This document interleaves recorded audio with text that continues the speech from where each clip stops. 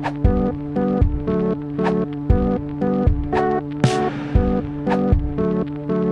on Rails is an open source web framework that's written in the Ruby programming language that allows you to quickly build powerful and robust web applications.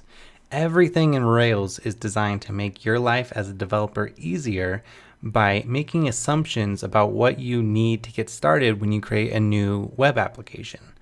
It allows you to write less code while at the same time accomplish more. Rails was created in 2003 by this dude, aka David Heinemeier Hansson, or DHH as he's known on the interwebs.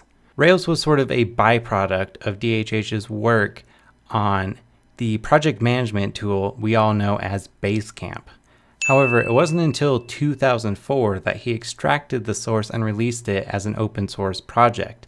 In 2005, version 1 of Ruby on Rails was officially released. And Rails really took off in 2006 when Apple bundled it and shipped it with Mac OS X Leopard.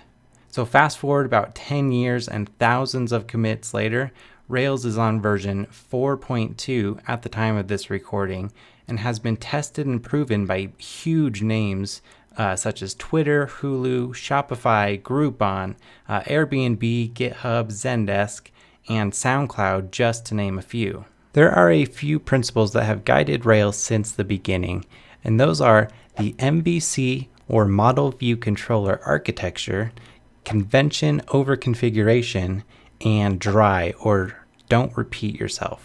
MVC is an architecture that separates your application into three distinct parts. Models, which are Ruby classes that handle the business logic and do the heavy lifting in your application. They talk with the database, validate data, etc. Views are templates that render the data from your models and handle the logic of the presentation that the end user sees and interacts with. Controllers sit in between both the model and the view, controlling the flow of the application.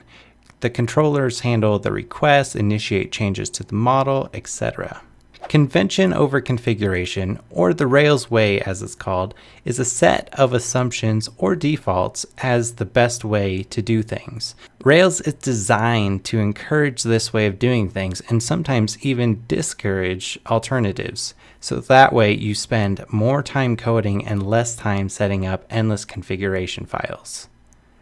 Dry is a software principle that aims to reduce repetition in your code and in turn make it more maintainable, more extendable, and less buggy. So although you don't necessarily need to learn Ruby before jumping into Rails, knowing a little bit of Ruby syntax will definitely help you get started with Rails. So for that reason, in the next video, we're going to dive into the basics of the Ruby programming language.